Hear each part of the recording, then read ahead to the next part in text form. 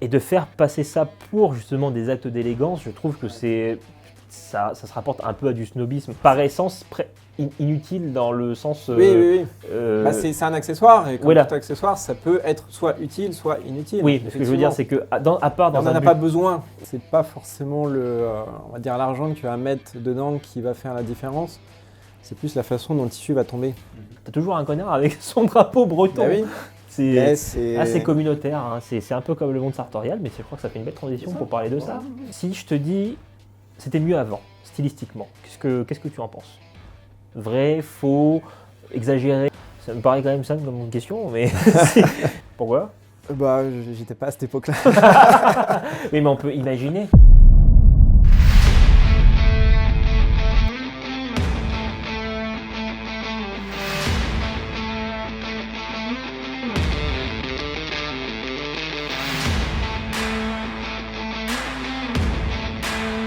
Bonjour à tous et bienvenue pour cette nouvelle vidéo, nouvel épisode de Révèle ton style, le premier étant avec Hugo Jacomet que je vous invite à revoir si vous ne l'avez pas vu.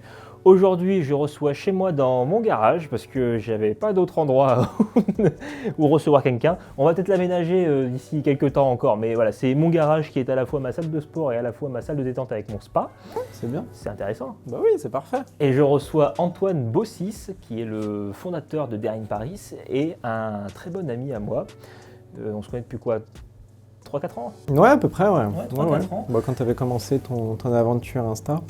Ouais, ça remonte un peu. Enfin, l'aventure Insta, elle s'est développée il y a 1 an, mais c'était il y a 3-4 ans. Ouais. Et aujourd'hui, on va faire une interview de Antoine parce que je trouve qu'il est tout à fait pertinent pour plein de sujets très intéressants. On va pouvoir parler à cœur ouvert de certaines choses qui nous tiennent à cœur. On va pouvoir défoncer quelques petites personnes qu'on n'aime pas beaucoup, par contre ne portent pas dans notre cœur. Et tout ça dans la joie, la bonne humeur et l'allégresse. Toujours. Bonjour à tous. Donc Antoine, oui au passage, tu peux faire un petit coup de pub juste avant. N'oubliez pas qu'on a besoin de votre soutien sur cette chaîne, donc il faut partager, il faut liker, il faut vous abonner, il faut laisser un petit commentaire, c'est très bon pour le référencement. On est tous les deux sur Instagram, Antoine Bossis sous le nom de son entreprise Daring Paris. Je vous laisserai le lien en description. Et moi, Alex.cormac, vous commencez à connaître. Alors, on va commencer. Antoine, est-ce que tu peux très sympa tes pompes. Antoine, est-ce que tu peux te présenter rapidement aux gens parce que je suis pas sûr qu'ils te connaissent. Oui, alors du coup, déjà merci Alex de ça a été long, hein, il a mis exactement 2 minutes 30 à me dire merci. J'ai pas pu parler complètement à but de lui, et non, mais c'était pas trop tard. non, vraiment merci parce que c'est bon, je m'exprime pas non plus tous les jours et l'idée c'était de le faire avec toi parce qu'on s'entend très bien tous les deux, on a beaucoup de points communs. Oui, énormément, notamment, on en a parlé toute la journée. Ouais. Parce qu'Antoine est arrivé depuis ce matin, depuis Paris, et Antoine habite à Paris. Moi, du coup, il vient à Saint-Malo, mais il connaît parce que tu as ta mère qui a un appartement pas loin de Cancun. Oui, c'est ça, sur le port, sur le port même. Donc, t'es en terre inconnue ici. Hein, en terre très connue même, parce que j'ai passé tous mes étés depuis que je suis tout petit, sur les plages de Cancun. Donc la Bretagne. Donc, la Bretagne, ça vous gagne. On revient toujours à la Bretagne. La Bretagne, les gars. Ouais. Putain, le Cunyaman. Oui. Ouais, bon. Non, mais vraiment, c'est... Je t'en prie, tu es le bienvenu ici quand tu veux. Tu as très bien sympathisé avec ma chaîne au passage. Il a plus parlé avec Taïna, mon chocho là, cet enfoiré, que parler avec moi. Donc là, c'est la première fois qu'on discute. Donc content de te voir. Tu n'as pas changé depuis 2 ans. Bah, écoute, ravi. Welcome. Hein. Welcome dans in my garage. Ouais, c'est joli. Bon, trêve de conneries. Présente-toi et dis-nous qui tu es. Et bah du coup, Antoine, donc on terre à l'âge hein, parce que pas besoin de parler de choses fâcheuses. Non, donc 36 ans. J'ai... Bien conservé dans le formol.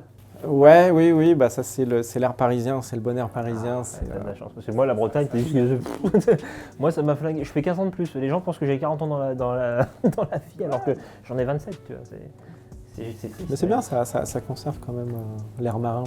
Ouais. Il paraît que ça conserve. Je suis pas trop sûr entre le sel, le vent, non la corrosion, je suis pas très sûr que ça conserve. Donc, mais bon, en tout cas, ans, parisien, voilà, 36 ans, parisien. Bon, alors si on parle de Daring Paris, bah, du coup, ça fait un peu plus de 3 ans que l'aventure a débuté. Une très belle aventure qui permet du coup de rencontrer des gens que j'aurais jamais rencontrés sans avoir démarré cette affaire-là. Et donc ça fait 3 ans que c'est lancé. Donc Darin Paris, pour ceux qui ne connaissent pas, c'est là où je me fournis au niveau de mes cravates, mais avant tout, c'est surtout voilà, une marque de cravates de très très très grande qualité qui a été portée par un certain monsieur aux cheveux blancs aussi, que vous devez connaître. Par un certain monsieur avec Hugo J. Un autre monsieur avec une barbe de forain et un chignon, ça c'est autre chose. Beaucoup moins connu, beaucoup moins respecté dans le milieu, mais c'est pas grave. Et aujourd'hui, on est tous les deux avec une cravate de chez Antoine, notre ami Antoine. Qu'est-ce que j'allais te dire pourquoi la cravate? Alors déjà, avant de dire pourquoi la cravate, je pourrais te répondre qu'est-ce qui m'a amené à développer une entreprise dans ce secteur-là, dans ce milieu-là. Moi, ce qui me plaît avant tout, c'est le tissu. Parce que ça me parle, le tissu. Le motif. Beaucoup de soie, 100% soie. Alors oui, on travaille. Alors, on peut travailler sur d'autres tissus, mais là, effectivement, oui, c'est du 100% soie. L'idée étant, c'est la matière noble quand on veut une belle cravate. Ouais. Après, d'aucuns pourront dire que le cachemire est aussi. Il y a un débat. Ouais, j'en ai vu aussi il y a des cravates en laine qui existent, et des cravates en laine, soie, lin et coton. Mais voilà, c'est vrai que je crois que j'ai que des cravates en soie. Je ne crois pas que j'ai de cravates non, j'ai des grenadines de soie, mais j'ai que des cravates en soie aussi. Grenadine, c'est très beau. C'est très beau, dans un style un peu à l'ancienne, dans les cravates en tricot. Cravate tricot. L'avantage de la grenadine, c'est que tu as le côté un petit peu polyvalent entre vraiment le très élégant, quand tu vas être très habillé, ou alors 3 pièces, complet, ou jean avec un petit blazer, ou même une veste sport. Ça passe très bien. Ouais, avec les fameux mocassins que tu as tant. Les 180 de chez Les fameux 180. Mais qu'est-ce que vous avez tous On va en reparler de ces trucs-là, mais qu'est-ce que vous avez tous avec ces 180 de chez Non, mais après, je pas de fixette, mais c'est. Bande d'enfoirés. Je pense sincèrement, on vous a juste dit. C'est le 180 de chez Weston et vous vous êtes tous dit c'est le 180 de chez Weston. Oui, il est pas beau, voilà, moi j'aime pas. Alors, il est très bien fait, c'est joli, mais c'est joli. Je peux pas. Ça va sans doute aux gens qui sont peut-être un peu plus petits, qui ont un coup de pied plus rétréci. J'en ai aucune idée, mais pour l'avoir porté, je ressemble à rien. Pour avoir vu porté par des gens qui sont pourtant très élégants. Ça me plaît pas, c'est pas grave. Non, c'est chacun son style, comme voilà. on dit. Mais arrêtez de faire chier avec le 180. Oui, mais arrêtez de m'emmerder. On va pas te faire chier avec ça, t'inquiète. Non, après l'idée du mocassin, c'est qu'évidemment, tu as le mocassin traditionnel, le fameux penny loafer. Ouais. Mais après, tu as aussi le mocassin à pampi qui peut être très joli, avec un jean, c'est décontracté. Mais encore une fois, si on aime le derby, on restera sur le derby. Si on préfère le Richelieu, on restera sur le Richelieu. Je sais pas, mais c'est bon, on va pouvoir parler des goûts comme ça personnels. Tu vois, je devrais te dire, alors du coup, costume croisé ou costume complet ou costume droit, pardon. Non, on va pas parler de ça. Costume croisé ou costume droit? Costume croisé, la preuve. Voilà, toujours. Non, après c'est question de goût, question de couleur, question d'affinité aussi personnelle, parce que on peut aimer, ne pas aimer. Là, je suis vulgaire comme c'est pas permis, mais à aucun moment on oblige quoi que ce soit personne à faire comme nous, ou à porter exactement la même chose. Si vous n'aimez pas le costume croisé, vous portez pas de costume croisé. C'est pas une faute de goût pour autant. Si vous n'aimez pas les cravates, ça arrive. Oui, ça arrive. Oui. Non. Mais ça ne veut pas dire pour autant que vous n'êtes pas stylé, ou que vous n'êtes pas élégant, ou que vous portez mal. Ça veut juste dire que c'est pas votre style, c'est pas un souci. On n'est pas des ayatollahs non plus. Non, je pense qu'il faut essayer éventuellement. Et si ça plaît, pourquoi pas, on poursuit l'aventure. On essaye de trouver d'autres idées. Si ça plaît pas, basta. Donc pour y a toi, pas mort d'homme. Pour toi, tu es plutôt sur la bienveillance vis-à-vis du style pour les hommes. Ah oui. Qu'est-ce que premier sujet, alors vraiment première question, parce qu'on a parlé un tout petit peu d'Antoine et de ses cravates, on va sûrement y revenir. Si je te dis, c'était mieux avant, stylistiquement, qu'est-ce que tu en penses? Vrai, faux, exagéré ou nuancé? Qu'est-ce que tu en penses, toi? Ça dépend, parce que tu entends c'était mieux avant. Est-ce que c'est Ça me paraît quand même simple comme question, mais est-ce que stylistiquement, pour les hommes, alors voilà, faut quand même catégoriser. Okay. Voilà, je te parle pas tout court, hein, je te parle pas des droits des femmes en Iran, tu vois, je te parle tout court. Est-ce que c'était mieux avant, stylistiquement, plutôt dans le monde occidental, dans le monde du costume? Voilà, est-ce que c'était mieux avant, il y a une trentaine d'années, il y a une quarantaine, voire une cinquantaine, voire une soixantaine, voire il y a 100 ans d'ailleurs? Est-ce que c'était pas un peu mieux avant, d'un point de vue, tout ce que tu veux en fait, écologique, financier aussi, parce que mine de rien maintenant ça coûte un prix. Côté écolo et financier, bon, j'aurais peut-être moins d'avis là-dessus, mais... Pourquoi? Bah, j'étais pas à cette époque-là. Oui, mais on peut imaginer. Oui, on peut imaginer. On peut imaginer, oui. Alors après, effectivement, bon, avec toutes les usines, la révolution industrielle, bon, potentiellement, voilà, il y a eu beaucoup de... Prêt-à-porter venu d'Asie. Ouais, effectivement. Ah oui, alors là, si tu reprends... on va loin, là. 50, on va loin. J'ai dit presque 100 ans. Ouais, bah, voilà, 2020, donc on peut... 1924. Voilà, les années folles. Enfin, 29, c'était un peu moins faux. Hein, oui, oui, bah, ça vient après, mais effectivement. Mais du coup, voilà,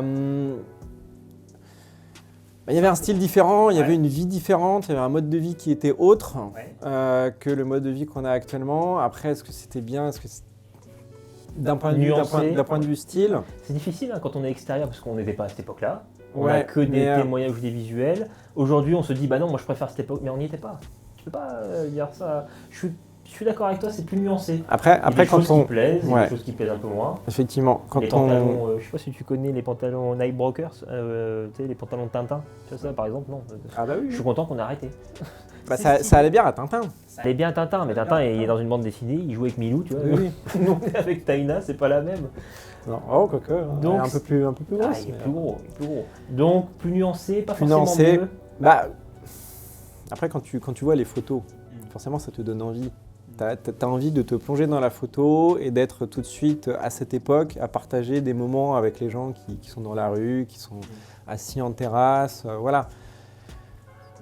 Parce que, bah voilà, il y avait une âme qu'on a, je trouve qu'on n'a plus maintenant, tout simplement. On avait une âme auparavant. Je pense qu'il y avait une culture aussi du vêtement ou peut-être du costume, parce que n'importe qui, un maraîcher avait un costume. Quoi. Oui, c'est ça, parce qu'on avait aussi probablement une offre qui était différente. On avait... Les tailleurs du coin. Ouais, les tailleurs du coin. Ça, c'est complètement perdu. Ah bah, on n'en a plus. En France, en tout cas, on n'en a plus. On a des grands noms, grands noms à Paris notamment, mais... Tu veux en citer quelques-uns ? Ça, au moins, les gens peuvent en voir. Oui, bah on a les grands noms. Sifonelli, évidemment, qui est la Mecque sur Paris. On a des maisons comme Scavini aussi qui sont très intéressantes. La Camps de Luca. Oui. Après. Il y a qui d'autre? On pourrait citer Smalto. Oui, tu as Smalto aussi en ancienne institution. Mais tu vois, il y en a très peu. Ouais, c'est parce que le dernier des Mohicans, hein, quand tu y réfléchis. Ah oui, il y en a très peu. Ça se fait plus trop. C'est plus dédié maintenant à une clientèle qui est pas accessible du tout aux commun des mortels. Hein. Faut arrêter de se voiler la face. Moi je suis le premier pourtant à parler de costumes qui valent, des costumes qui valent qui valent entre 800 et 1000 euros sur des sur-mesures qui sont faits en Italie par exemple. Je sais bien que c'est pas tous les jours que quelqu'un va pouvoir s'offrir ça. Oui, mais c'est faisable. Oui, à l'échelle d'une vie, même à l'échelle de 1 ou 2 ans, c'est accessible. Ouais. Quand on parle de costumes de grande mesure en France, pas en Italie, on pourra en parler. Pas en Italie, mais en France, on tape dans des budgets qui sont... c'est au-dessus de 5 000 euros. Au-dessus de 5 000 euros facile. Si tu choisis un tissu avec un tout petit peu de pourcentage de cachemire... un Loro-Piana. Un Loro-Piana, ça explose. Ah, mais Loro-Piana, ça aussi, tiens, les drapiers. Qu'est-ce que tu penses des gens qui jurent par ça? C'est-à-dire qu'il y a beaucoup de gens, quand on pose le costume, quand on montre un costume, directement, c'est un Loro-Piana, c'est un, je sais pas moi, c'est un Drago ou c'est machin. Est-ce que pour toi, moi j'ai pas de tissu Loro-Piana par exemple, j'ai pas de tissus qui peuvent être dits précieux. Je pense pas que tu en aies spécialement de non plus. Un Loro-Piana, non. Il faut qu'il soit utile, le tissu. C'est-à-dire que je veux une bonne flanelle, soit lourde, quoi, tout simplement, bien confectionnée, mais alors après, quel drapier elle vient, j'en ai absolument rien à foutre. À partir du moment où elle rentre dans mon budget, que c'est le motif qui me plaît et l'armure qui me plaît, de la flanelle, parce que la flanelle, c'est pas une matière. Moi, je m'en fous. Mais qu'est-ce que tu en penses de... Voilà, je ne vais pas dire que je conspue ces gens, mais je trouve que c'est un petit peu snobinard de directement penser que parce que c'est du Loro Piana, forcément, ça va valoir cher parce que c'est du Loro Piana. On se rapproche plus du domaine du luxe que même du premium où on achète au prix indiqué, tout simplement, mais on sait ce qu'on a derrière. Moi, si je pouvais t'apporter une réponse, c'est pas forcément on va dire l'argent que tu vas mettre dedans qui va faire la différence. C'est plus la façon dont le tissu va tomber. Et je vais te donner un exemple. Je suis en train de faire un costume chez un tailleur, pour le coup, en Italie. Il s'appelle Crimi. Okay. Donc, tu fais un costume en grande mesure en Italie. Ouais. Il est où ce tailleur? C'est à Palerme. D'accord. Ouais. Tu t'es rendu du coup là-bas? À plusieurs reprises. Et, ça fait combien de temps qu'il est en cours le costume? Ça fait depuis novembre. Ok. Ouais, c'est récent pour l'instant. Oui, t'as fait un essayage? Alors on a eu, donc évidemment le premier rendez-vous c'était pour la prise de mesure, choisir le tissu et voir un petit peu quels étaient mes goûts stylistiques, mes attentes. Le second essayage, il y avait, donc on avait juste le tissu qui était découpé avec les fils de bâti, donc vraiment les proportions basiques sur un costume, sur un vêtement. Et là, en fait, si tu veux, donc Mauro, qui est le tailleur chez Crimi, donc avec son papa, Carmelo, c'est une famille qui tient ça. Okay. Et Mauro m'a dit, écoute Antoine, porte. Donc on avait le pantalon et il y avait aussi la veste. Donc la veste n'avait pas d'entoilage à l'intérieur. Hein. C'était juste vraiment le tissu et puis bâti, comme je te disais. Et Mauro me dit voilà, tu l'essayes, tu vois ce que ça donne, tu marches un petit peu dans l'atelier. Bon. Il est sorti, il est revenu, il m'a dit Antoine, écoute, avec papa, parce qu'il y avait son papa qui était là aussi pour l'essayage, il me dit il y a quelque chose qui ne va pas. Il faut qu'on change quelque chose. Et ce qui n'allait pas, c'était la matière. Okay. C'était le tissu qu'on avait choisi. D'accord. Enfin, que j'avais choisi, parce que voilà, Mauro me dit, tu choisis le tissu. Et puis après, il y a quelque chose qui ne correspondait pas à ta morphologie. Exactement. D'accord. Tout à fait. Et c'est pour ça que je te dis que c'est pas forcément le prix. Le nom, le prix. Qui va, ou le nom, peu importe. Alors, il y en a qui jurent que par, voilà, c'est... Moi, par exemple, j'ai de tout, je ne sais pas toi, là tu es avec une laine tropicale de chez Sud Supply. Ouais, c'est un Cerruti, ça, c'est très bien. Bon, une laine tropicale, du coup. Là, oui, alors laine tropicale, alors qui vient en Bretagne. Mars, moi, je suis à Saint-Malo. Moi, je suis en flanelle. Voilà, du coup, vous allez me voir souvent faire ça parce que. Excusez-le s'il est un peu froid, c'est pas de sa faute, mais pour revenir à ça, je sais pas, j'ai du Zegna, ça coûte quand même cher. J'ai du Zegna, mais j'ai pas pris du Zegna parce que c'était du Zegna, j'en ai absolument rien à foutre. J'ai du Guabello, j'ai VBC, Guabello, j'ai Aristweed, tu vois, voilà, c'est... je sais pas toi, mais ça n'a absolument rien à foutre. Je veux juste regarder le costume, le tissu, si ça me plaît, s'il est utile, parce que on va pas porter une flamme, enfin sauf toi, on va pas porter, une laine tropicale au mois de mars. Non, mais parce que j'avais 6 heures de train dans la journée, donc je voulais quelque chose qui soit fluide, qui soit léger, voilà, être vraiment à l'aise et c'était l'idée. Ça peut se comprendre. Ouais. Après, je peux te filer une laine si tu veux. J'ai des cardigans, voilà, parce que vu que j'habite en Bretagne, tiens, je vais mettre une écharpe. Après, je vais poser en mode iceberg là. C'est avec les bonnets igloo, là, Eskimo. Exactement. J'allais te dire, en parlant de ça justement, l'utilité du costume de nos jours.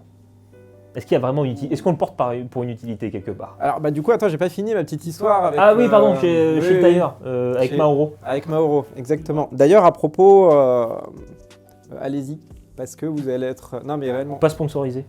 Mais allez-y quand même. Non. En fait, c'est... Voilà, tu me posais la question, pourquoi Deryn Paris? Moi, ce que j'aime, c'est le côté artisanal. C'est ça qui me plaît. C'est... à Paris. On s'en fout, on parle pas de Deryn Paris. C'est juste... D'accord. Non, enfin oui, on peut en parler si tu veux, mais... Non, mais c'est par rapport au côté artisanal. C'est juste dire, c'est fabriqué dans un atelier, quoi. C'est pas, c'est ça. C'est pas des trucs à la chaîne. Ah non. J'aurais jamais investi du temps, de l'argent aussi, parce que voilà, c'est comme ça que ça fonctionne. Exactement. Non, ce qui est plaisant, c'est de voir du coup le processus de confection Du coup, que ce soit d'une cravate, un costume, une chemise ou des chaussures, n'importe, peu importe. Ou de la terrine de porc, on s'en bat les Ouais, couilles. ou de la terrine de porc. Ah bah c'est quelque chose. Exactement. Mais c'est ça qui est hyper intéressant, qui est hyper instructif aussi. C'est Enfin, moi, j'ai la chance de pouvoir aller dans l'atelier avec lequel je travaille. Et ce qui me plaît, c'est de voir les gens qui sont en train de confectionner, quoi. C'est ça qui... L'artisanat. Ouais, et là, du coup, tu as une âme. C'est là où on retrouve notre passion commune et c'est peut-être pour ça qu'on a aussi vachement matché. Moi, avant tout, c'était ça. Avant tout, le costume, je ne vais pas vous dire que j'en ai rien à faire, mais c'est ce qui se cache la derrière. pièce finie. Voilà. Le costume, c'est le rendu fini. Ce qui est intéressant, et ouais. on le voit beaucoup dans le monde de la botterie, par exemple, ou du cuir. C'est d'ailleurs d'autant plus intéressant. J'ai pu visiter un atelier à Fougères qui fabrique des chaussures en grande mesure, des chaussures sur mesure. Et ils sont 3 quoi. Il y a 3 ou 4. Il y a des comment ça s'appelle il y a des stagiaires de temps en temps. Il y a des compagnons du devoir. Mais moi j'étais comme un gosse. Si tu m'emmènes là-bas, c'est mieux que Disneyland. Hein. Et pareil pour tout. Parce que toi, ça te parle. Tu as la Je pense que ça parle à plus en plus de gens. Hein. Enfin, j'espère en tout cas. Peut-être qu'on est peut-être trop dans notre précaré, mais j'ai l'impression que ça parle à de plus en plus de gens de revenir au basique. On est peut-être allé un peu trop loin dans la surconsommation, dans la consommation facile. Il y en a toujours, hein. Il y en a même, sinon Zara, Bershka, Shein ne feraient pas des chiffres d'affaires comme ça. Mais on arrive de plus en plus quand même à des gens qui veulent retrouver comme tu dis, une âme. C'est même pas forcément un savoir-faire ou une personne qui va fabriquer en atelier. C'est vraiment de se dire, putain, mais ça a été fait déjà pour moi, par une personne, et pas par une chaîne entière où les mecs se sont enchaînés à la fin. Non, lui, il s'est dit, il veut un costume, bon, on va faire un costume. On va pas faire 800 costumes. C'est pas mauvais de faire 800 costumes et d'être en prêt-à-porter. Mais il n'y a pas ce supplément d'âme, comme tu dis. Je suis assez d'accord avec ce constat. En tout cas, pour nous, ce qui nous intéresse, c'est l'essence en fait qu'il y a dans le vêtement. Et du coup, qu'est-ce qui va donner cette qualité-là, ce tombé-là? Ok, la matière, donc le tissu, ça va jouer énormément. Le tissu. Oui, d'ailleurs, juste pour faire une parenthèse à ça, Antoine, par exemple, porte une laine tropicale, c'est ça? Oui, c'est porte une laine tropicale, donc c'est un tissu qui est beaucoup plus léger. C'est ça. C'est le traveler de Cerruti. Donc c'est une laine qui est faite pour voyager, qui ne va pas trop froisser. Il n'y a même pas de doublure, tu vois, donc on est vraiment sur quelque chose de hyper léger. Oui, donc c'est pas du tout pour la saison. C'est 5 degrés dehors. Et moi, par exemple, je porte une flanelle, donc un tissu qui est beaucoup plus lourd. Il n'y aura pas le même tombé par rapport à toi qui va être plus léger, plus aérien, qui est fait pour faire passer l'air. Et moi, quelque chose qui est beaucoup plus lourd, qui va faire un tombé avec une très bonne coupe, mais je suis un peu plus trapu. Il n'y a pas tout à fait le même tombé, mais admettons sur toi une belle ou un tweed qui est très lourd, qui est très imposant. Ça va faire un autre tombé que sur un costume qui est par exemple en lin ou en laine tropicale. C'est pas trop ce qu'on recherche, un énorme beau tombé avec un costume en lin. On veut être léger, on veut être aéré. Tu veux de l'aisance. Tout à fait. Faire une doublure sur un costume en lin, bon. Ça peut se faire, mais il faut vraiment être demeuré. C'est pas l'idée. J'ai un costume en lin, il n'y a rien. Tu vois, c'est vraiment limite il est transparent, on me voit mes tétés à travers. Tu vois, donc je le mets avec. C'est pas pour aller à la plage. Non, parce que si tu vas pas à la plage en costume, si tu peux le faire. Tu peux, hein. Tu mets des lunettes de soleil, un sombrero, et puis alors, moi je précise quand même qu'on est à la plage à Saint-Malo et que bon, il fait toujours l'eau reste à 15 degrés maximum, quoi. Donc il y a toujours un petit peu de vent, le lin t'invite. Alors en bon parisien, je défends ma Bretagne. Oui, parce qu'il y a beaucoup. D'ailleurs, il y a beaucoup de Parisiens. Il y a beaucoup de Parisiens en Bretagne, oui, mais il y a beaucoup de Bretons à Paris. Ah oui, il y a un afflux de Gouénadu là, partout là. On voit les drapeaux. Ah ben, en festoche, c'est un truc de ouf. C'est bien. Mais tu pourrais être à Oyonnax, il pourrait y avoir, je sais pas moi, comment ça s'appelle, les férias de Dax. T'as toujours un connard avec son drapeau breton. Bah oui. C'est assez communautaire, hein. C'est un peu comme le monde sartorial, mais je crois que ça fait une belle transition pour parler de ça. Donc poursuivons mon cher Antoine avec d'autres questions. On va parler un petit peu de notre milieu parce que je ne sais pas trop si tu es vraiment sartorialiste ou si tu te considères comme ça. Moi malheureusement je le suis, pour le meilleur et pour le pire. Une question qu'on pose souvent... Il y a des maladies pires. Ah ouais, il y a la mononucléose. J'ai failli en mourir l'année dernière, donc du coup, je ne vais pas trop la ramener. Il y a l'épilepsie, tu vois. Là, je sais pas si tu as Ouais. remarqué, mais j'essaie d'avoir les gens. Mes cicatrices sont de ce côté. J'en ai aussi, mais mes cicatrices sont de ce côté-là. Donc, du coup, j'ai un peu niqué tout le monde en me mettant comme ça. Ouais. Voilà, le complexe est toujours présent pour moi. J'essaie de m'en séparer un peu, mais bon, on fait avec. Toi, tu es parfait. Tu as la taille Non, mannequin. oula, non. Tu pourrais être mannequin pour Hugo Boss. Je te l'ai dit. Non. Mettez-le moi en commentaire s'il n'est pas archi beau gosse quand même. Moi, je suis d'accord. J'aime bien ma tranquillité. Mettez-le quand même en commentaire parce que ça le fera chier. Oui, ça complètement. Faites-le s'il vous plaît. Bon, une question très intéressante et très importante. Ce sont des questions en fait, qu'on me pose relativement souvent sur Instagram, Ok. machin et tout ça, ou même sur YouTube. Et je me dis que c'est mieux de répondre avec un pote. D'ailleurs, Ouais, je suis vas-y, très étonné dis-moi. qu'on n'ait pas mis une bière et une petite. Faudra faire ça la prochaine fois. C'est une bonne idée. Ouais, c'est j'y une ai pas bonne idée. pensé, mais j'ai pas de Ouais. bière. J'ai du jus de pomme ou du jus de raisin. Bon, ouais. ça peut être bien aussi. Hein. Après, d'ailleurs, tu as des pépites de collagène si ça t'intéresse. Bon, bref, je vais y arriver, excuse-moi. Mais Vas-y, là, vas-y. c'est vraiment, il n'y a pas de. C'est Sur sans ce, filtre. voilà, sur ce genre de vidéo, j'avais pas envie qu'on s'emmerde à quoi que ce soit. Peut-être que ça va être long pour vous. Je vais le mettre en mode podcast aussi pour ceux qui ont envie d'écouter. Et si ça plaît, tant mieux. Si ça plaît pas, ben on fait avec, on s'en fiche. Ouais. Pour toi, Dis-moi. c'est quoi être élégant? C'est même pas qu'est-ce que l'élégance, c'est quoi être élégant? Je vais une réponse un peu ballot, c'est respecter les uns et les autres. Enfin, l'univers dans lequel Ça, c'est dans lequel tu pertinent. Ouais, tu gravites parce que c'est pas une question d'habits, c'est pas une question d'argent, c'est pas non, pas du tout, c'est Question d'attitude, de comportement, ouais, mais savoir vivre. ouais, bah oui, en fait, c'est un peu ça, mais du coup envers les autres. Ouais, mais c'est pas du snobisme du style je tiens la porte à ma femme, ça c'est logique. C'est même pas, pour moi, c'est même pas une question d'élégance, c'est une question de respect, de ouais, trucs comme ça. oui. Oui, ou Tu vois- enfin d'éducation quoi, tout Oui. simplement. Mais je sais pas toi, je trouve qu'il y a beaucoup de choses qui passent pour certains dans du paraître, du genre des bonnes manières. C'est très bien de dire des bonnes manières. On se serre la main, on se dit bonjour, Ouais. je t'ai payé des petits pains au chocolat, tu vois. Oui. C'est même Des pas cookies aussi. des cookies. Ouais, ouais. C'était bon les cookies. C'est même pas une question de genre d'élégance ou quoi que ce soit. Ça c'est pour moi c'est de l'éducation. Et de faire passer ça pour justement des actes d'élégance, je trouve que Ouais. ça se rapporte un peu à du snobisme. Pour moi, alors j'ai parlé avec Julien Scavini parce que si je devais, je suis assez d'accord avec ta définition. J'ai parlé avec Julien Scavini qui est un ami et que j'aime beaucoup d'ailleurs et que je vous conseille de rencontrer au moins une fois dans votre vie parce que vous allez voir quelqu'un. Je crois pas qu'il y a quelqu'un de plus gentil que Julien. Mais on s'est pas encore Il rencontrés, est- Julien. donc Eh ben, écoute, si tu je- écoutes, Quand je ce viendrai à podcast, Paris, tu viendras avec moi, on ira ouais, voir ouais, Julien. bah, avec grand Voilà, plaisir. tu bosses pas. Voilà. Tu viens avec moi, tu Oui, coupes bah, et je prendrai un RTT. Et Julien m'a dit, sans parler de vêtements ou quoi que ce soit, machin, mais ça a quand même un rapport avec les vêtements, être élégant, c'est ni être sous-représenté ou surreprésenté en fonction de la conséquence. Enfin, en fonction de l'endroit, en fonction des personnes avec qui tu es. Au tout début, il avait dit c'est ni être trop habillé ou surhabillé, mais après il a dit non, c'est trop représenté. C'est-à-dire qu'il ne faut pas en faire trop de manière comportementale, de manière esthétique, donc avec les vêtements ou de visuel, Oui, machin. Il ne faut pas en faire trop quand on est dans un, je sais pas moi, par exemple, quand tu es au McDo. Et à la fois, il ne faut pas non plus être sous-représenté dans les occasions où il faut être là. À ton mariage, par exemple, il ne faut pas que tu sois juste avec ton petit t-shirt. Et je suis assez d'accord de se dire que moi, en tout cas, selon moi, tu vas pouvoir prendre la parole après, être un gentleman ou être élégant, que ce soit pour un homme ou pour une femme, c'est savoir s'effacer quand il faut, savoir être présent quand on en a besoin, savoir être élégant vestimentairement parlant quand il le faut, savoir être à la cool quand il le faut. C'est en fait être une personne à part entière, à tout moment du jour ou de la nuit, sans que ce soit non plus un effort pour toi. Si à chaque fois il faut que tu te poses en comportement, il faut que tu y réfléchisses, il y a un truc qui ne va pas. C'est la définition de Julien que moi je valide à 200% et qui je pense va bien avec ta définition à toi. Oui, c'est déjà se respecter soi-même, premièrement. Et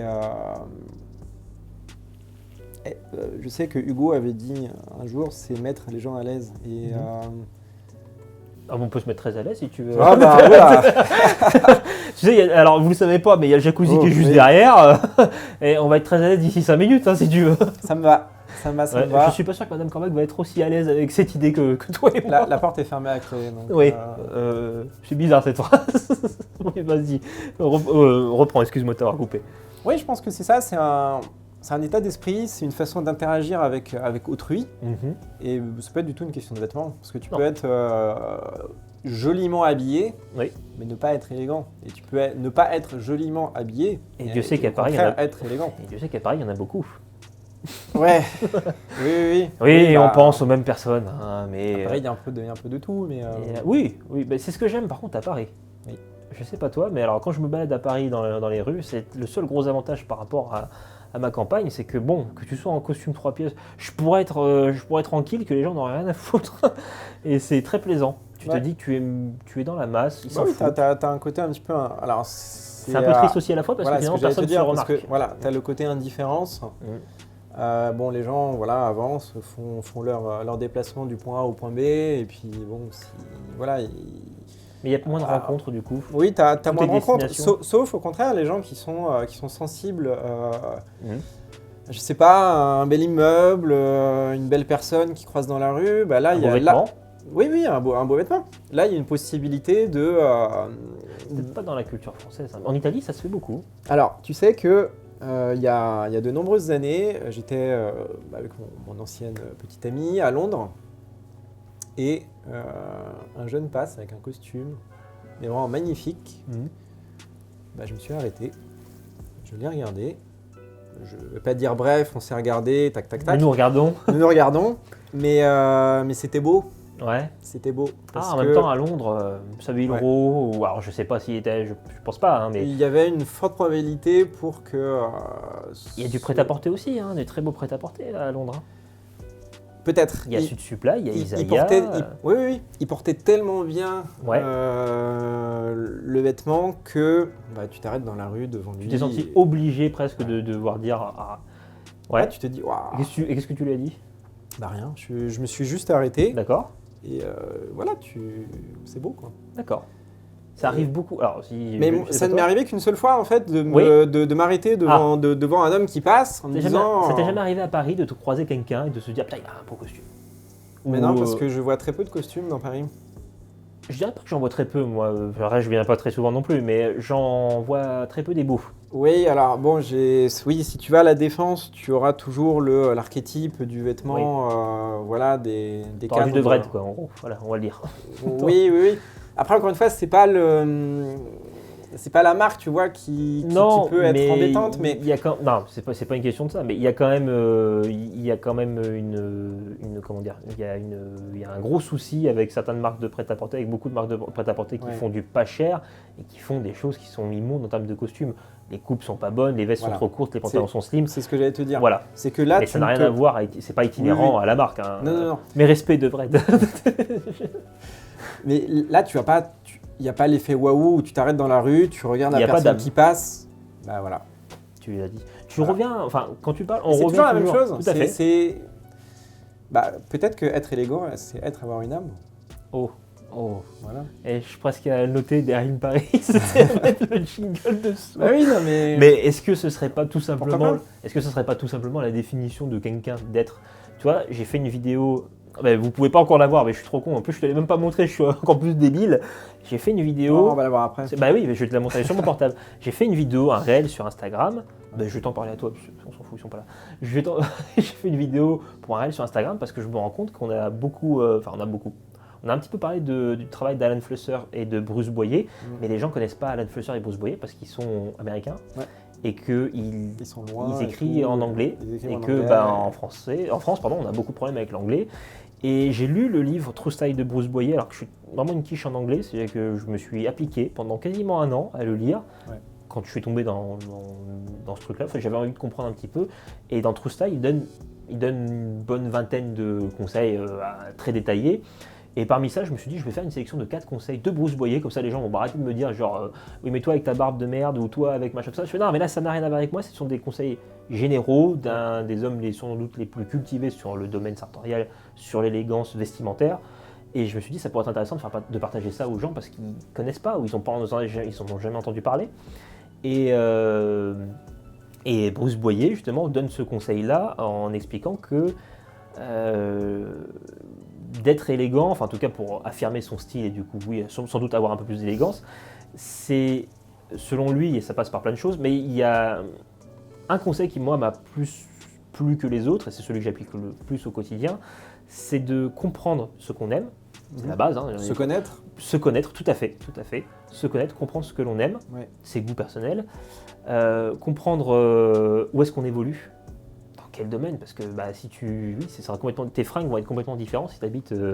À Saint-Malo par exemple. Oui, à Saint-Malo ou sur une laine légère. Je cherchais un truc, c'est complètement une idée mauvaise. Si tu habites en Islande, si tu habites sur l'île de Ellis, sur l'île de Ellis, que je raconte moi, sur l'île de Harris en Écosse, ou si tu habites à Palerme. Tu vas pas mettre les mêmes vêtements et ça veut pas dire pour autant que tu n'es pas stylé. Ça peut peut-être pas plaire parce que mais sauf que ça va être complètement, c'est adapté complètement à ton endroit. Bien sûr. Et après, il y a à choisir ses vêtements en conséquence de cet endroit, de tes goûts personnels, de ton budget bien sûr. Oui. Et ça c'est selon moi la toute base à faire quand on veut choisir ses vêtements, pas forcément pour le costume ou l'art sartorial.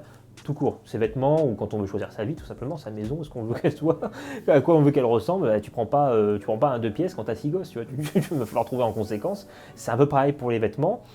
Et dans cette vidéo, à la toute fin, c'était une phrase, je crois, de Alan Flusser, pas de Bruce du coup, où il disait que c'est la différence entre paraître et être. Où les gens vont mettre des beaux vêtements, des cravates, ou vous donner des conseils ou donner des idées pour s'habiller pour un date ou pour machin, tout ça. Je l'ai fait aussi. Mais moi, je le fais en fonction de mes goûts, certes, de mes inclinations pour les coloris, de l'endroit où je suis, de qui je suis. Si moi, d'un coup, je mets un petit costume de Vred un peu slim avec ma carrure, ma tronche, ça marchera jamais. Tandis que sur certaines personnes, ça peut presque leur aller. Oui, après, le vêtement, c'est aussi question de proportion. D'identité. Oui, complètement. En fait, c'est un reflet de la personnalité de celle ou de celui qui porte ce vêtement-là. Et c'est pour ça que c'est... Tu disais tout à l'heure, c'est une recherche de vraiment d'essayer de comprendre ce qui nous plaît le plus, ce qui nous intéresse le plus, ce vers quoi on a envie de s'orienter. Et si on n'a pas cette réponse-là, attention, ça peut prendre des années. C'est pas du jour au lendemain ou c'est introspection. Oui, c'est encore une fois, c'est apprendre à se connaître. Et apprendre à se connaître, c'est aussi essayer de se respecter soi-même pour savoir, est-ce que ça me plaît, est-ce que ça ne me plaît pas. C'est faire des choix aussi, parce que la vie est faite de choix. De mauvais parfois. Il ne faut pas avoir peur non plus de ça aussi. Il ne faut pas avoir peur non plus de se tromper finalement. C'est comme ça que tu vas apprendre. Oui, ce que tu vas aimer, ce que tu ne vas pas aimer, absolument. Ce qui marche sur toi, ce qui ne marche pas. En dehors de toute considération extérieure, si on va commencer à se dire que oui, mais lui, il aime pas, ou oui, machin. Moi, je reprends l'exemple de la barbe, tu vois, où les gens me disent à chaque fois, oui, mais ça va pas avec ton... Si, moi, ça va avec mon style parce que c'est comme ça que je suis et que je vais pas commencer à me raser parce qu'il y a des gens qui me disent qu'il faut que je me rase. Je te prends un exemple, Chabal. L'idole de notre enfance. Voilà. Sébastien, on t'aura un jour dans ce garage, je te dis tout de suite. Toi, tu paraîtras beaucoup plus petit. Oui, là tu auras l'effet inverse. Là, tu auras un mini Moïse à côté de la même des cavernes. Oui, c'est pour une fois. Là, ce sera avec plaisir. Mais du coup, on va l'appeler Seb. Seb, quand il est sur Canal, on va l'appeler Seb. Il a la barbe, il a le costume. Mais c'est ce gars. Il y a une prestance derrière. Oui. Et personne ne va lui dire Sébastien, rase-toi la barbe. Et il y en a quand même qui sur Internet, les gens sont prêts, ils sont capables de tout. C'est très étrange parce que tu vois, je pense que Sébastien Chabal, parce que toi tu l'as. Bon, c'est Bounet. Je pense que Sébastien Chabal, il doit recevoir, mais il ne les voit pas parce qu'il s'en bat les couilles. Il fait sa vie, il a 40, bientôt 50 ans. Et pourquoi il s'en bat les couilles? Parce que lui, il a sa personnalité. Voilà. Il n'a pas besoin d'attendre que Pierre-Paul ou Jacques. Je sais pas si tu te rappelles de cette interview où tu avais un. Ah putain, je vous la mettrai. Tu avais un journaliste anglais qui demande s'il peut poser une question en anglais. Et lui, il dit non, on est en France, donc vous parlez français. C'est tout bon, mais tu as compris qu'en fait, il n'allait pas avoir un OK, good. Tu vois non, il voulait rien entendre à partir de ce moment-là. Il était là en train de se dire écoute, t'es en France, moi quand je vais dans ton pays, je suis obligé de parler anglais, donc tu vas commencer à parler français. Mais il a raison. Et non, mais. Il avait raison. Oui, complètement. Mais ça, c'est une marque de. Je veux dire, là, il y a de l'élégance aussi, quelque part, parce qu'il n'a pas été mal poli. Il a été ferme, ça c'est sûr. Il a été ferme, mais presque catégorique. Un peu têtu sur les bords, mais force est d'admettre qu'il y a une élégance dans la façon de se dire je vais protéger presque un peu mon pays contre l'invasion des Anglais. Mais d'ailleurs, sport et élégance, c'est étroitement lié. Tu fais du sport, toi ? J'ai fait beaucoup de muscu ces dernières années. Là, j'ai un peu perdu parce que j'ai arrêté. Mais D'accord. j'ai fait beaucoup de tennis, moi, quand j'étais... Ok. avant de faire de la muscu, en fait, si tu veux, les deux sports se sont succédés l'un à l'autre. Ouais. Et, Qui a trouvé quelque chose dans le tennis, quelque chose qui te plaisait particulièrement? Qu'est-ce que tu peux nous dire par ouais, rapport à ça m'a... Alors, si on fait une introspection... Bah, faisons-la, avec ce que je te Ouais, disais. faisons-la. Il y a eu des années compliquées et le tennis, ça m'a... Enfin, le sport en général, ça a toujours... Enfin, je me sentais à l'aise, Ouais. je me sentais bien, je me sentais à ma place. Une façon aussi de pouvoir faire une sorte de parenthèse entre ces moments difficiles où tu te dis que là, par Ouais. contre, tu es concentré sur le sport, ou sur le tennis, ou sur le match, ou sur... non? Alors, moi, j'ai jamais été trop match. D'accord. Mais je comprends ceux qui apprécient faire des matchs. Pas de problème avec ça. Moi, j'étais plutôt dans l'autre côté coaching. D'accord. Parce que voilà, j'aime transmettre. Ok. Et transmettre, c'est... Oui, mais tu m'as transmis la passion pour la cravate, hein, je te rappelle. Hein, écoute... on a passé beaucoup de temps à discuter, ouais. Tu m'as expliqué pas mal de choses sur les nœuds. J'étais très mauvais dans les nœuds, sur les tombées, sur les 3 plis, les 7 plis, les triplures. Donc oui, voilà, tu vois, je suis très enseigné, c'est ça que j'aime. pédagogue. Ouais, c'est ça que j'aime parce que on n'a jamais trop... Enfin, la transmission, c'est illimité. Quelle qu'elle soit, et dans n'importe quel type de travail. Hein, Ouais, oui, dans tous les domaines, tout à fait. Dans tous les domaines, absolument. Et c'est hyper enrichissant. Entièrement d'accord. Après, encore une fois, voilà, c'est une question de point de vue. Je sais qu'il y en a qui Là, n'aiment pas du tout transmettre. Je sais pas trop ce qu'on va transmettre dans cette vidéo, hein, mais ouais, bah, tout ce que je sais, c'est on verra. Mais on essaye, on tente. Hein. Après, oui. qu'est-ce que je te dis? Si quelqu'un en a retiré quelque chose, ne serait-ce que passer un bon moment, quelque part, est-ce qu'on lui a pas transmis une petite vague de bonheur? Est-ce que c'est pas un peu mieux que ce qu'on fait d'habitude? Voilà, le côté transmission, pour moi, c'est hyper important. D'accord. Et muscu, du coup, tu as fait ça pendant combien de temps? Ouais, muscu, j'en ai fait pendant vraiment de manière assez intensive pendant plus de 2 ans. D'accord. J'étais avec un très bon ami à moi. Ok. Salle de muscu, ouais. non, muscu? Non, muscu, d'accord. Ouais. Et ça te plaisait bien, tu trouvais... Ouais, t'as vu ton physique un peu évoluer, tout ça, c'est quelque chose qui t'a parlé? Le physique a beaucoup évolué. Ok. Mais l'idée, bon oui, évidemment, l'idée c'est que le physique évolue aussi, mais c'était de voir jusqu'où le corps pouvait, enfin mon corps, pouvait me conduire en termes de limites. À partir de combien la barre, je ne pouvais plus la soulever. Parce que c'est ça aussi, en fait, ça rejoint le côté élégant parce que la barre, c'est soit tu arrives à la pousser, soit pas. Et il faut avoir l'humilité de se dire, attention, à partir de ce moment-là, il y a potentiel échec. Oui, voire blessure. Et ça vient après. Parce que quand tu es dans ta séance, tu ne penses pas te blesser. Ah, moi, ça m'arrive. Ouais. C'est peut-être là où ça peut devenir dangereux. Je réfléchis à pas me blesser, justement. Ouais. Je sais pas toi, mais comme dans tous les domaines de ma vie, je fais les choses un peu trop à fond. Et des fois, mon mental va y arriver, c'est pas un souci. Mentalement, c'est presque un gros manque d'humilité de dire ça, mais je sais que mentalement, je suis capable de tenir beaucoup de choses ou de m'infliger beaucoup de choses pour arriver à mes fins. Et je sais que physiquement, l'épilepsie m'en est témoin, qu'il faut que j'apprenne à me dire que non. Ouais. Et pareil dans le domaine de l'élégance masculine. Il y a des choses que j'ai envie de tester, que mon cerveau pense que ça va être sympa, que ça va être beau. Et des fois, je vais pas te dire que mon corps le rejette, mais en fait, aussi presque. Je vois que ça va pas à ma carnation, que ça va pas à mon style, ou que c'est pas... Voilà, il y a parfois l'idée que je me fais de la chose, en musculation, dans la vie, professionnellement, machin. Ouais. Et il y a la concrétisation réelle qui n'est pas tout à fait dans mes capacités. Mais oui, je rejoins au niveau de la muscu, j'en ai fait aussi. Tu es dans une salle de sport en fait. Oui. C'est-à-dire que là, si tu veux, on se fait après une séance de muscu et après on va se détendre dans le jacuzzi. Tout a été fait ici pour pouvoir, s'entraîner. Il manque encore quelques petits trucs, donc ouais, je rejoins ce côté-là. Je trouve que si on veut se développer, ça passe partout. Alors, toi qui es entrepreneur, je sais pas trop si tu as...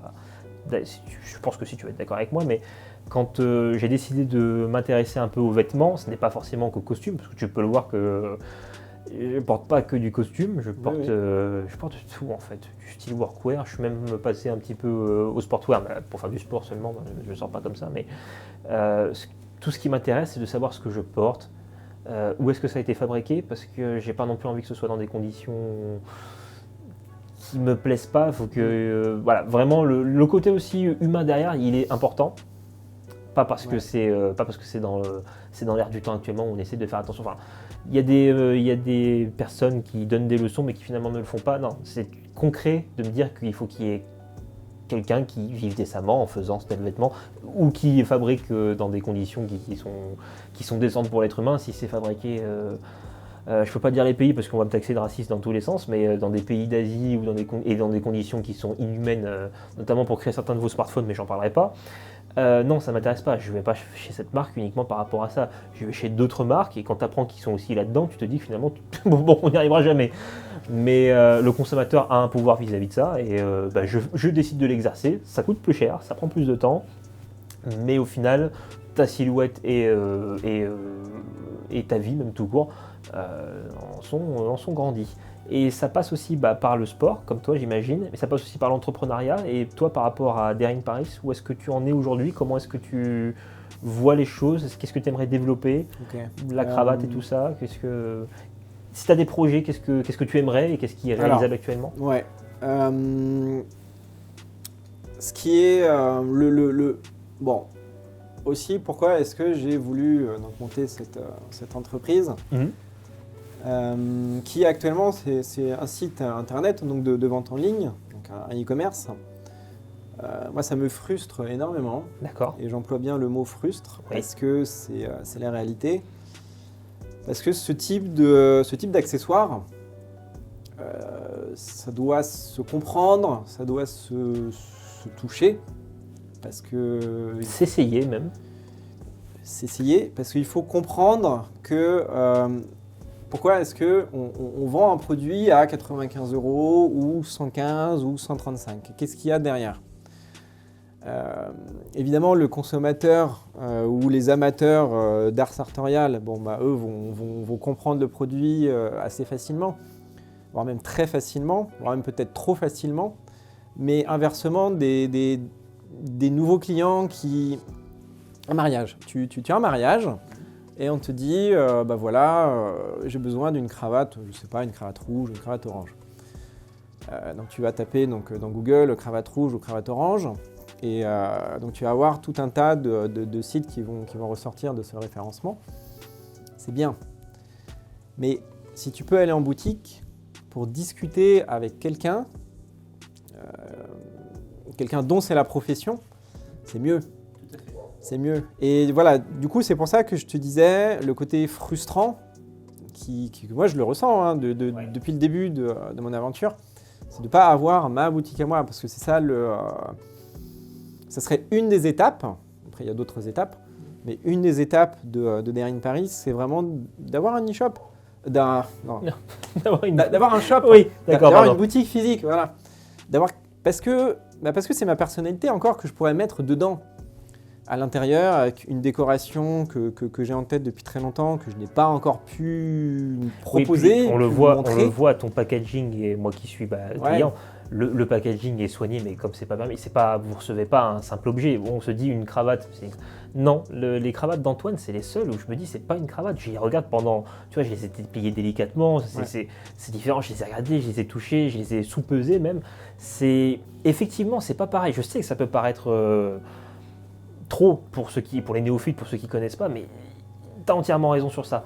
C'est peut-être pas tout à fait la même chose avec des vêtements qui sont portés, parce que la cravate est par essence inutile dans le sens... Oui. C'est un accessoire, et comme tout accessoire, ça peut être soit utile, soit inutile. Oui, ce que je veux dire, c'est que à part dans on n'en a pas besoin. Voilà, à part dans un but, parce que vous avez besoin d'un pantalon sur le cul, sinon, comme disait Julien Schiavini, encore une fois, on a besoin d'un pantalon sur le cul, on peut pas encore vivre nudiste. Non. On milite, mais on est passé à côté. Bref, on en parlera. On est passé juste à côté. On est sorti pour aller faire des photos, tout à fait, à la plage. Ouais. Et vu que toi, tu as passé ton enfance ici, tu sais que c'est une plage où, un peu au loin derrière les rochers, il y a des nudistes. Chacun est libre de faire. Chacun est libre. Mais la liberté s'arrête là où commence celle d'autrui. Donc, du coup, non, la liberté s'arrête là où je l'indique. Ah, porter des cravates alors. Dis-moi, Pinochet. Tu vois, non, je plaisante. Je plaisante. Non, mais ce que je voulais dire, c'est que la cravate, par essence, vous avez besoin de chaussettes et encore pas tout le temps. Vous avez besoin forcément d'un haut et d'un bas parce qu'il ne faut pas avoir froid, parce que vous devez être vêtu. Ouais. La cravate, par essence, elle n'est obligatoire. Peut-être que dans certaines institutions, elle l'est encore un petit peu, mais elle n'est pas obligatoire. Encore pas. De moins en moins. En France, ça a tendance à fluctuer. Ou ouais. À disparaître. Chez les Anglais, beaucoup. Hein. Chez les Anglais, oui. Là, chez les Anglais, il y a encore un certain cadre, peut-être du fait de la monarchie, j'en ai aucune idée. Même les anglo-saxons à New York. C'est vrai, ils ramènent un peu le. Ouais. D'accord. Côté finance à New York, alors je ne sais pas si c'est encore une fois une codification qui se véhicule à travers le temps. Ouais. Et les gens s'habillent. Même à la télé, c'est pareil. Tu n'as pas l'impression qu'il y ait des efforts qui soient faits. Oui, c'est presque une normalité pour eux, voire un besoin de se dire que je vais au travail. Ouais. Ça aussi, alors, pour revenir à la cravate, c'est un accessoire, donc comme tu as dit, ce n'est pas par essence utile ou inutile, c'est là, à prendre ou à laisser. Exactement. Du coup, c'est ce que j'aime avec la cravate et ce que je pense que tu aimes le plus, c'est qu'on n'est jamais plus libre qu'avec une cravate. Vous faites ce que vous voulez. Bah oui. Et c'est ce que j'adore, et c'est ce que j'adore aussi avec tes cravates à toi. Donc je fais un petit peu de publicité pour Antoine, parce que ça en vaut vraiment le coup. Tu as ta cravate à toi, on en parlait tout à l'heure, je parlais de ta cravate d'ailleurs, on en parlait tout à l'heure, il a un costume gris anthracite qui est quand même très austère, hein. Bon il a des beaux revers machin, mais un gris anthracite comme ça, c'est assez austère. C'est le classique de Sud Supply. Oui, je suis sûr que c'est quasiment leur meilleure vente, avec une belle chemise à col français blanche.